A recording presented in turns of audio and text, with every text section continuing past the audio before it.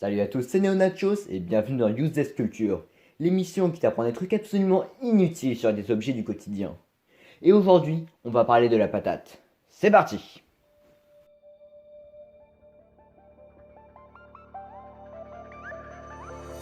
Qu'est-ce qu'une patate? Bon alors, qu'est-ce qu'une pomme de terre? Corentin? Qu'est-ce que tu fais là? Vous allez te faire faire en faisant une blague de merde. Au lieu de te faire atomiser à cause de ton humour douteux, dis-moi plutôt qu'est-ce qui est pour toi une pomme de terre? Ben une pomme de terre, qu'est-ce que ça peut être? Ben la pomme de terre, c'est pas une pomme qui est dans la terre?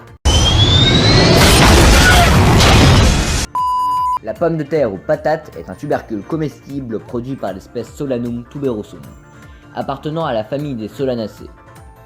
Le terme désigne également la plante elle-même, plante herbacée vivace par ses tubercules, mais toujours cultivée comme une culture annuelle.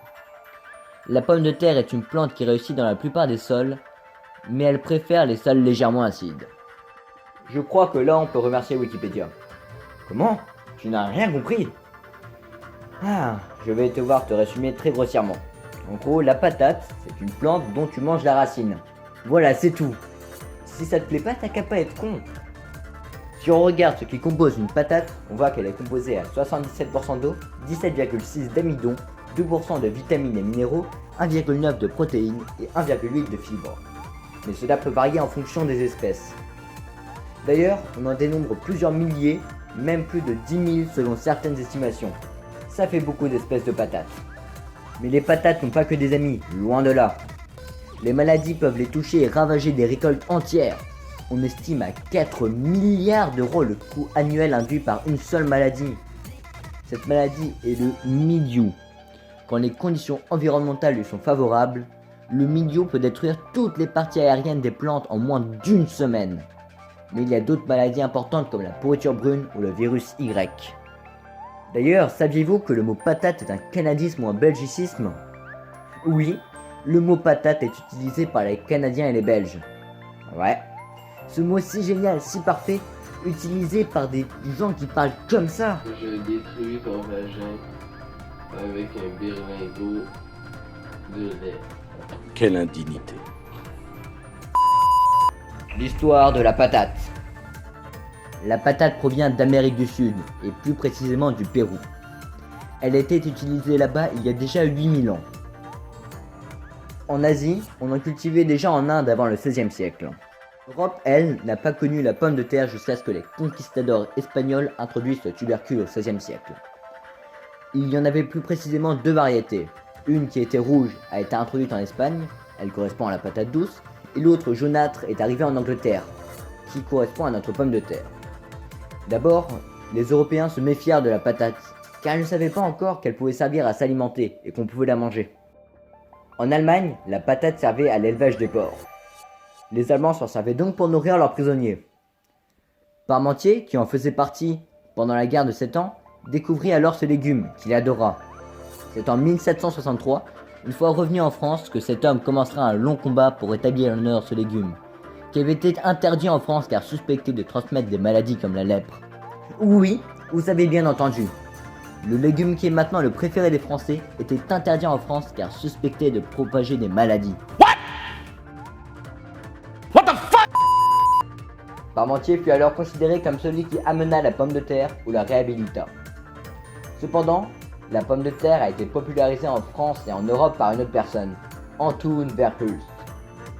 Ce Belge se rendit compte dès 1702 que ce légume était cultivable et comestible, et fit alors tout pour le défendre.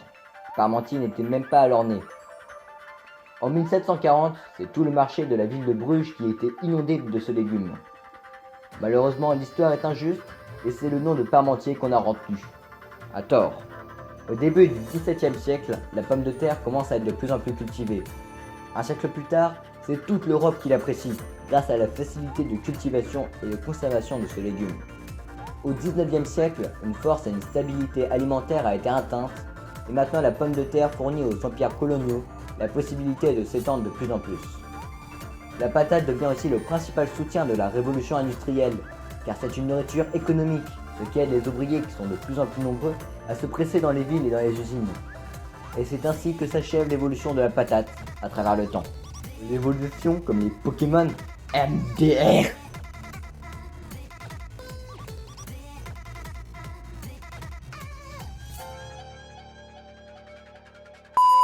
Maintenant que nous avons vu l'histoire de la patate, passons à une petite sélection d'anecdotes à propos de ces légumes, plus inutiles les unes que les autres. Les anecdotes à propos de la patate. Saviez-vous qu'il existait une divinité de la patate? Il s'agit de la déesse inca Axomama. Son nom signifie la mère pomme de terre. Oui, c'est chelou, et alors? Un peu de respect pour les gens, s'il vous plaît. 1552. C'est la date à laquelle le premier livre qui évoque la pomme de terre a été écrit. Ce livre se nomme l'Histoire générale des Indes, en langue originale Historia General de las Indias, et a été écrit par l'historien espagnol Francisco López de Gomara, le secrétaire du conquistador Hernán Cortés. 2008. C'est l'année officielle de la patate. Oui, il existe une année officielle de la pomme de terre. Oui. Je crois qu'on va rester sur ça. Salut à tous, c'était Neo Nachos. Sur ce, ciao. Mais n'oubliez pas... My life, it's potato.